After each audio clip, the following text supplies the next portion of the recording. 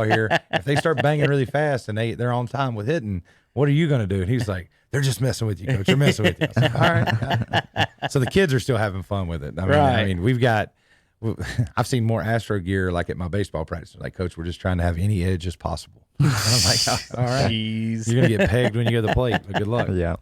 That's funny. So we've had that. Some of the guys that have you seen the Bauer wiffle ball baseball? Trevor Bauer put together a celebrity wiffle ball game. No way. They were all mic'd up too, so that was pretty neat. Awesome. To check that out online. Me and Hunter's all in favor of them just canceling as many regular season games as possible I agree. and expanding the postseason like they've talked about. Just rush to October. Well, hey, they play 162 games. What's 20 of them gone, What is 60 of them gone? The math, the Royals won 50-something games. Imagine what that does to your arms. Like your favorite player, Albert Pujols. Mm-hmm. What does that do to him? Like, now that dude's feeling like a stud. Wouldn't it be pony better? again. Oh, yeah. Just for I would rather have. You don't take as many nights off now either because you don't have the games. Right, You don't have the dog number of days. games. You don't have those days where, Right. and it's game 105. My hammy's kind of sore. I'm gonna It's go out game. here. This is my second doubleheader of the week. Yeah, I'm tired. It makes for good baseball. Mm-hmm. I think, and here's the other thing. Would you not rather see though? So they're talking about expanding the playoffs, and I'm all for that. I would rather see more postseason baseball and less regular season baseball. I agree. If you're going to, especially let's say Red Sox and Yankees, they'll play 15, 16 times. If they tie, instead of going back to the record 1-1, 10-5, they go, we got to play one more, boys. That one more means so much than the other 15. That's it. And that just drives me crazy. And then it would be much better to have a 120-game season and have more teams in the playoffs and having that's so much more exciting at baseball too, playoff baseball. Then, all right, after game 75, what's the point of the second half of the season? Kansas City Royal fans going to the games, or if your team's like I said, if your only team's only winning 50 games, what is the point? You're 20 games behind. You're not making the playoffs. The only point that you would go to one of those games is a diehard fan, or I'd want to take my kids. Hey, buddy, let's go see. Or your team's good enough that they're going to make a run. Because even then, Tampa Bay's got a great squad. Yeah. Nobody goes to the games. Nobody. Like when the Red Sox came into town, we got cheap tickets. I sat 6 rows from the Red Sox dugout watching the Red Sox play, and I was like, how the price we paid, and you're looking around the stadium, and they're giving tickets away. There's them away. Every youth program in the state of Florida, and they still can't even pull probably 5,000 people. No, and they all got colored T-shirts on. I'm like, geez, did we just come on youth night? And then they're like, on the scoreboard, they're like, tomorrow night is bring your dog to the park. You get a free ticket for your dog and your kids. I'm like, holy cow. I got a question as far as school programs concerned. Do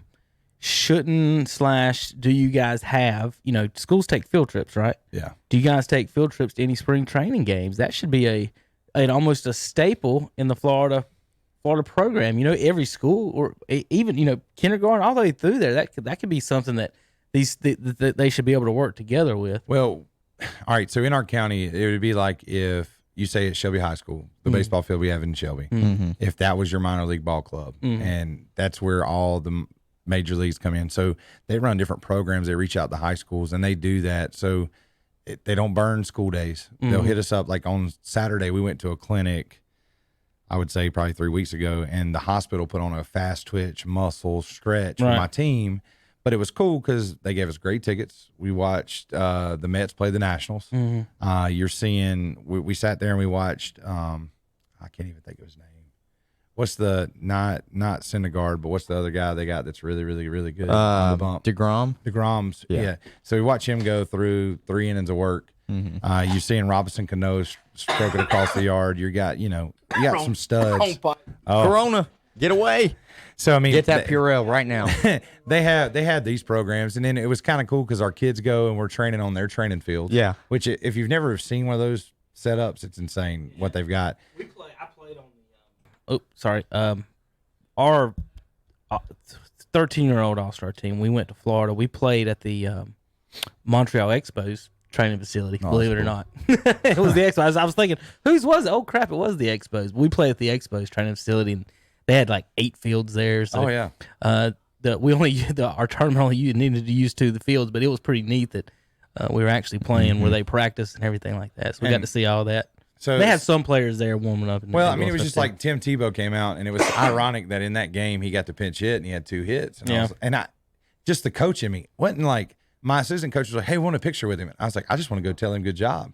Like he actually inside out the baseball, he went backside, and I'm like, "Dang, that's Tebow. Like he's not supposed to be hitting." No, and he's learning baseball. And I went up and I dapped him up and I said, "Hey, Tim," I was like, "Good hit today." Like he was Florida State Player of the Year in high school. Yeah, but I mean, when you see what he did as a Gator and the football phenom that he was, so he was, I saw him when he came to play against the Knights last year, and let me tell you, he got an earful because he played awful. Yeah. I mean, 0 for 3. They didn't even let him play in the field. They like got an earful. They like DH'd him, and the earful was from me. From you? Yeah, it was from me.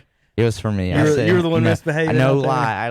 I literally stood up and said they don't give out Heismans in baseball. But I'm gonna tell you, like, just to tell you about did he give you the finger? No. Did you get Tebow give you the finger? No. But I didn't say anything like rude about him. I just was basically poking fun at like, why are you in baseball when you should have taken the fullback position everybody wanted you to play. Well, he's got less stress on his body now. Oh, now, God! And if you think about it, financially, economically, it was the best decision for him because he now gets to still do his SEC talk show. Yeah, he still gets makes to play money. pro baseball. He'll be getting paid like Romo one day. But anyways, to continue on your question, we played maybe 2 weeks ago. We played at Dodgertown, where Jackie Robinson played. His training camps there, and it was really cool because you see what R.A. Dickey had done. For instance, just like a little cool story. There's like this little hilly, bumpy ground right behind left field. And I was sitting there talking to the groundskeeper, and he's old as dirt. Like he looked like he knew Jackie Robinson. I was like, and he's out there raking the bullpen mound before our game. We played the number 1 team in Maryland. We played the Matha Catholic. And I'm talking, he said, he said, you boys get to play here for free. These boys flew down from Maryland. I was like, sir, what is that out there? I said, that's really weird looking ground. He goes, well, let me tell you a story, young man. So we sit down and sit, and I'm like, all right, like I'm fixing to go coach my team. I'm out there in my garb. I disappear from my team. I'm out in there with Father Time on a bench in a bullpen. Right. And he proceeds to tell me the coolest story ever. So R.A. Dickey and them let the players have days off on Sundays. They go play golf. Well, obviously during that time, African Americans weren't allowed to play where the white folks were to play. Right. So he basically tries to play golf as a Brooklyn Dodger, and they pretty much shun him. No, you're not. So he comes back, and the rest of the team's out, and him and Dickey have this conversation, and he's really just hitting off a tee on his off day. And they asked him, he said, Jackie, like, why aren't you playing golf? Like, you need to take time away from baseball, go relax. And he explained the situation. Right. And so what did Dickey do? He went and paid whatever at that time was high-end money, and they built a 9-hole golf course on the training grounds. And then he made a requirement that no player could go off grounds to play golf. They have to play so there. Now Jackie got to play with his teammates. I thought you were going to tell me you bought the golf course. No, like he just went out and built his own. And That's what's wild cool. is they're fixing to like cover up that history. Like they're going to expand Dodgertown now because minor league baseball or Major League Baseball's bought that. Right. And they just put on a great facility there. We were actually scheduled to play April 15th on Jackie Robinson Day there against a team out of Ohio. That's obviously not going to happen now, considering that's the day we come back. But you've got history like that. There's a field we were going to play in South Florida called Little Fenway. Yeah. That they've built a park that is identical, the dimensions and everything to Fenway. We had a game scheduled at JetBlue Field. We had a game scheduled at, it's called Clover Park now, which is the New York Mets minor league stadium that they play in. So the options to play baseball and put your kids in great situations is there. In the terms of recruiting, I'm getting more kids recruited out of Florida to South Carolina, North Carolina, Tennessee, Georgia, not because this is where I'm from and I have a better network. Right. You're not going to Florida colleges if you don't throw 85 plus. It doesn't matter if it's community college or Division I. It starts at 85 and up. And if you're not touching that, you know, I can get a guy 84 to 85 here. 84, 85 is a dime a dozen in Florida. So the baseball's different. The athlete's different. And it's been even in a short season, we played 10 games in our season. We started before North Carolina. But it was really rewarding. You know, we were extremely young and we were going, and when we peaked, we were peaking at the right time. That's good. So yeah, it's definitely changed a lot of things. But also in baseball, like the cool thing is having these pros to talk to and bounce stuff off of, and then hearing them talk to my team and say, look, this coach, it kind of, I guess it hypes you up a little bit. Like, damn, I'm really teaching what I'm supposed to teach, because these pro guys are sitting there saying, hey, these guys are taking your arm carry serious. The training they're doing is exactly what we're doing. Here's the question me and Hunter have about that. Yeah. When they're in there in the box and they're swinging the bat, are they talking about how to get .001 WAR each game, or you've only get .02 WAR a game, so I'm better than you? Are they talking WAR in the batter's box? Or Do your kids rip the baseball? Do your kids? Have you ever mentioned the word WAR to your high school baseball? I was about players? to say, do your kids, when they talk about maybe their statistics, do they bring up WAR? Do they talk about, I'm batting this? No, and I'll be honest with you, like like the batting average piece, you get that more from the parents. The kids are talking to you, and it's cool. And even the pro guys, like we went the other night and had an event with Brandon Nimmo. He's an outfielder for the Mets. And I said, Brandon, good game day. He said, yeah, man, I really squared some balls up. And I was like, that's exactly what my high school kids are talking. Like, it's cool to hear baseball people, not stat people, not front office people, not your scouts that are making up this kung fu statistic to make a separation. How much better is it to listen to baseball players as opposed to an analytics person that stopped playing baseball in second grade but wants to tell you how to play baseball, who played in college and other things? Is that not like, come on, dude? it just shows you how pure the game stayed. And it's like when you get around the managers are coaches just like us, but they speak baseball. And then I'm like, well, what do you do when these like people come down there with their spreadsheets and their diagnostics and stuff? And he's like, the data, he said, I've got binders of data on my desk. He said, at the end of the day, I can hear the sweet spot of the bat crack. I can hear the whiz of the fastball hit the mitt. And he said, and I know what we're looking at. He said, now the technology of spin rate and miles per hour and arm angle, he said, that stuff I pay attention to. He said, in terms of other numerics, he said, the front office tells us, and he said, they pay the bills. They're the ones who write the check. If they tell me you start this dude, you start that dude, or you have the full, autonomy to set up your lineup. He said, if they give me that to start my lineup, I'll do it. If they tell me this kid in minor league ball is ready, I'll look at him. And he said a lot of, at least with the Mets, he said a lot of our stuff, because there's been a lot of sabermetrics gone with Syndergaard. It's just like if you think about Strasburg, like these pitching metrics and dynamics they've tried to slow these guys into the league, because it's turned into, do you want, here's a great example. Do you want a Robert Griffin III or Andrew Luck with multiple knee injuries, or do you want the Peyton Manning, Tom Brady to sustain? And so when they're drafting these kids, they're using these metrics to say, okay, Strasburg, you have 30.2 innings based on these computer diagnostics and diagrams. When you throw 30.2 innings, you are now done for a month. Now you're coming back and throwing 12 innings. And Syndergaard, you're only going to throw 80% fastballs, 20% this. And that's how we're going to gauge your pitch selection and calls, because we determined that when the study, like, those things they put in video games with the little bulbs on their body, those players actually have to go through that several times throughout the year. And they're studying the pressure on their muscle groups, their bones, and then they say the torque and all. I mean, it is way far out of the game of baseball that they have professionals that get paid a ton of money to figure it out. And when you talk to the baseball guy, he's like, dude, I just know my elbow's sore. And I go and I do what they say. I stretch, I throw. I just do baseball. They tell me what they need me to do. They hook me up to machines. The funniest thing is it always takes me back to Jadeveon Clowney when he talked in Charlotte at the Bronco Nagurski thing. They were like asking all these people, and there was all these formulated answers, like Manti Te'o, and all these people were like, yes, we're on this formulated workout routine with blah, blah, blah, blah, blah. And then Jadeveon was real with the kids. He says, I'll be real with you. He said, they give me the shakes, I drink the shakes. They give me the pills, I take the pills. I don't ask no questions because they keep me on the field. Right. He said, that's all I got to say. And I was like, even though that sounded street to everybody in the room that was like the corporate people that were in the room. But we knew it. I'm like, dude, that makes so much sense. Like, he's there to play football. Right. You snap the ball, he's going to come tackle you. He That's don't his care. job. You tell him take this pill, this vitamin, you take this protein shake, and it's going to get him on the field even better. They're going to do it. That's how athletes are set up. That's our mindset all the time. It's just like, look, is it going to make me not hurt? Okay, fine. Is it going to maybe make me gain a few extra pounds legally? Okay, but fine. How about this? Y'all played sports. Let me ask you this, Kevin. You're now back in high school, okay, and you're strapping. By the way, if we were doing war in high school, I think I'm the greatest baseball player to ever play. There you go. I just want everybody to know that I'm better than Ralph. He hit 28 home runs, and I didn't hit any. But according to according to WAR stats and where you play, I think I'm right up there with him. My own Ralph base percentage. He's somewhere laughing. My right own now. base percentage was outstanding. But no, seriously, think about this. Like, what if I told you, what you used to probably just go up there, grip it, see the pitch, and just try to hit. You didn't really think a whole lot about it. It's just like, here comes the pitch. I'm gonna try to put a bat on it. So, as far as I'm concerned, myself, I can only speak about myself. I was contact hitter, doubles. I could not get lift the ball in the air. I did not lift it, but I could bang them off the ball. But I'm saying, what was in your mind when you went to the plate? Like when you look at a pitcher, you're like, okay, I can hit this guy. Well, first, what are you thinking? I'm swinging. I was almost swinging first pitch every time. Okay. I didn't want to.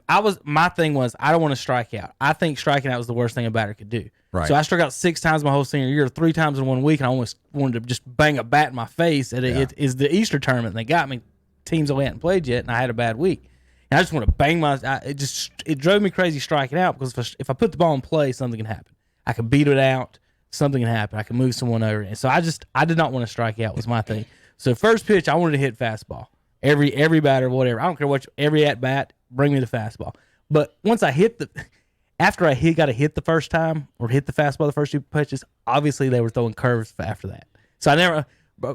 Brody Taylor threw a perfect game on us. The game before we played against him, Trey Bridges was pitching. First 2 at bats, we grew up together. He threw fastballs to me. I've seen it. His coach was probably calling him throw fastballs. I hammered him. I ain't seen a first pitch fastball from Shelby since. So my thing was I didn't want to strike out. That was my number one thing. So I was happy with a 1 for 3 day and a walk.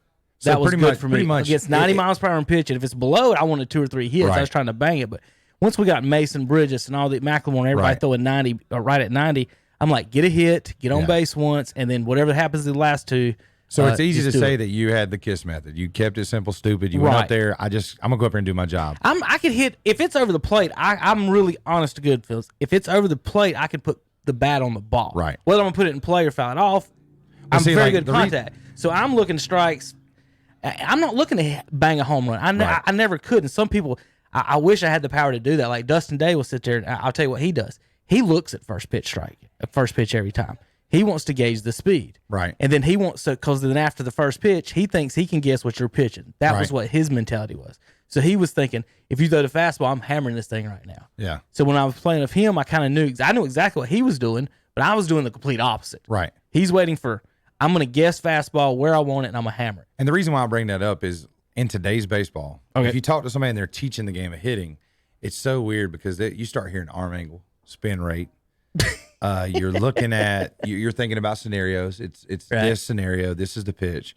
I mean, there's so much that we ask our athletes today. How many different pitches are you seeing in high school? Really? I mean, 3 most. If it's a high quality Division I pitcher, you're seeing 3 to 4. Right. If it is a kid that's a pitcher and they've got any type of lesson, you're going to see 2 good pitches and you're going to see 1 pitch that they may don't have control over. Right. A lot of kids, if they throw a high velo pitch, like really fast fastball, it's not going to be very controlled. The controlled ones, that's the ones that are going D1. They usually got complementary pitches. Mm-hmm. Pretty much in today's time, you're going to see 4-seam, 2-seam, curve change. You occasionally see a slider, but kids don't understand. Like there's a slider and a curveball, and they'll, hey, coach, I throw a slider, and you're looking at it, it's like, well, it's a 12-6. Like it's a curveball, but it's okay. Like or it's like, hey man, I got a 4-seam fastball. I'm like, well, that's a cutter. I mean, it's how are you holding it? And then every kid comes out there and they all have different like arm functions and they do different I understand. Stuff. I threw from different arm angles because I couldn't throw it that hard. What I'm trying to say is like even in the sport, like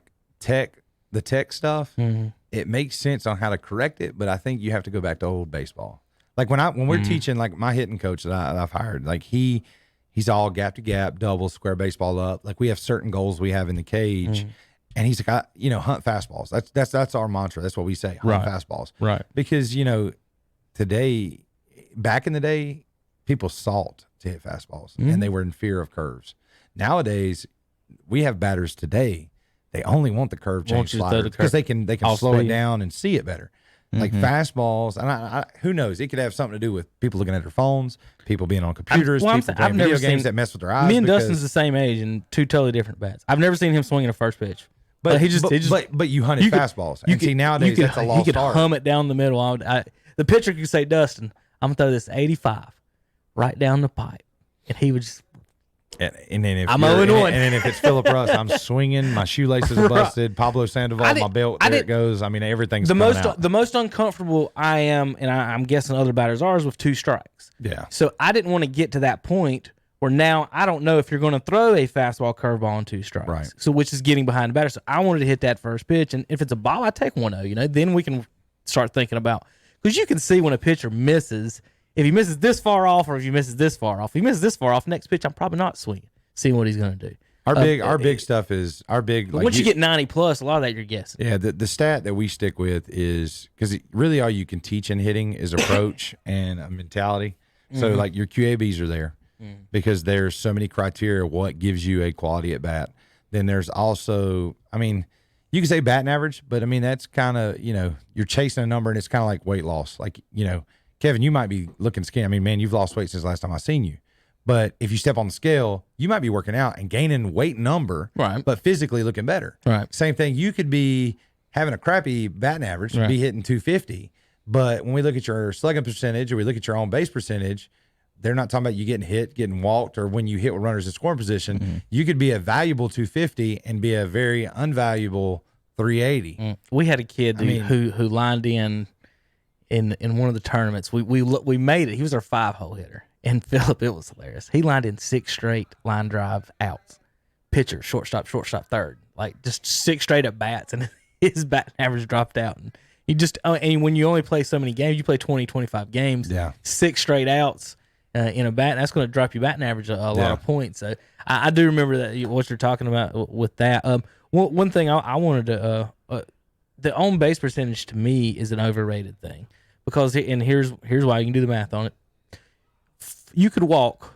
I know this is a extreme example, but this to me, this is why it is a good example because in math, the further apart you go, the worse, I guess, the proof, right? Right. Don't know exactly how I'm trying to say that. So, but okay, Philip, you could walk 4 batters an inning and never score a run. Yeah. So you say in the Major League Baseball game, it means you can have 36 batters. What's that on base percentage? Over 1,000. Yeah, and lose a ball game. And what if my one batter? What if I go 1 for 30? 1 for 27 and Mark McGwire hits at 500 feet. And my on base percentage is .065 or whatever it is. Right.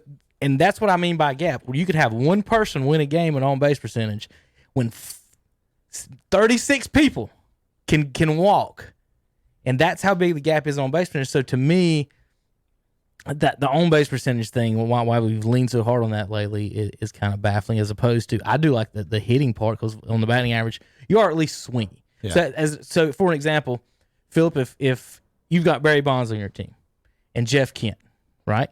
Do you want them to walk Bonds to get to Kent, or do you want Bonds to sit there and just walk? Would you rather have with let's say a guy on third and 1 out? Some people hate the double play.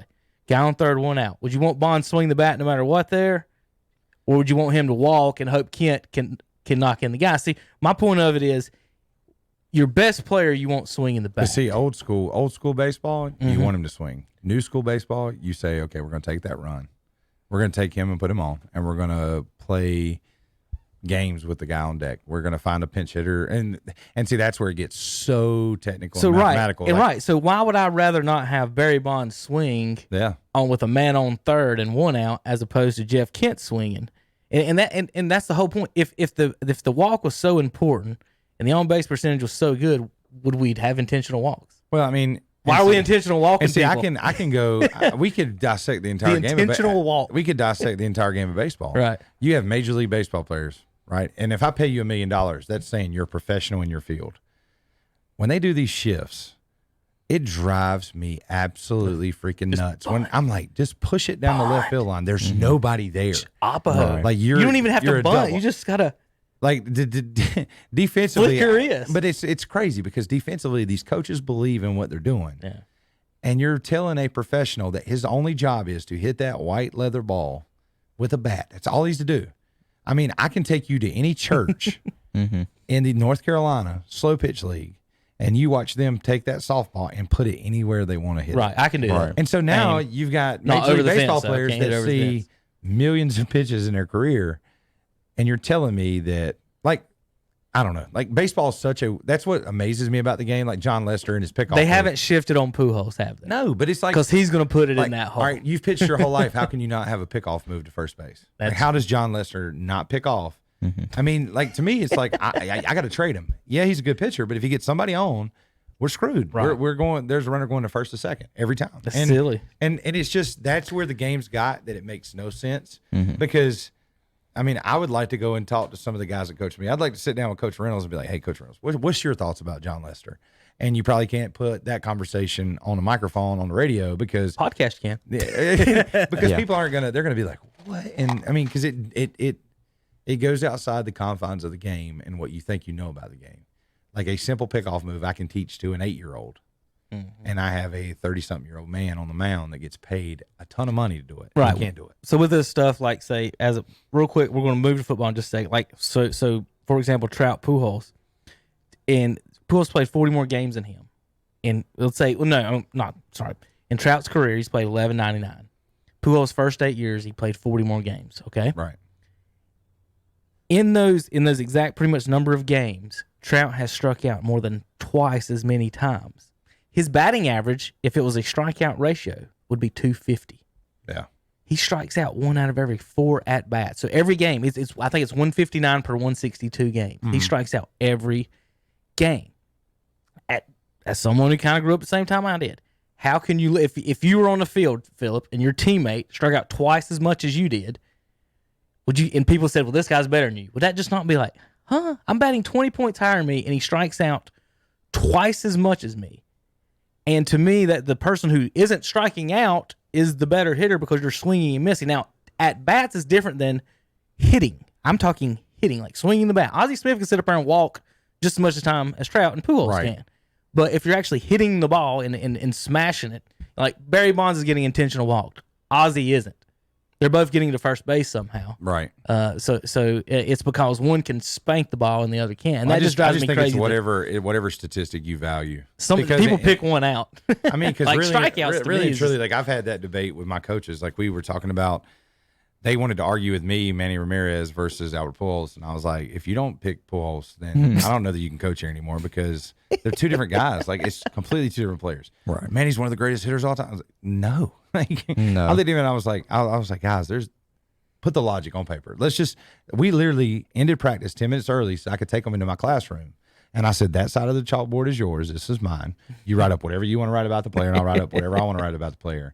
Put your stat line on Manny. You got 4 of you that believe in Manny, and I believe in Albert, and let's just see. Right. And when it was all done, they were like, okay, coach, you're right. That's probably why you're the head coach. I was like, no, it's just like you got to understand the game. You can't just go off of one stat. Like if you line them all up, stat for stat, and what Albert done in his career, a lot of players not can't doing. compare. I mean, even then, to me, people have argued, best right-handed hitters shirt of all he's got time. on, by the way. I do Johnny Mazzell. Hey, man. Well, let me ask you this.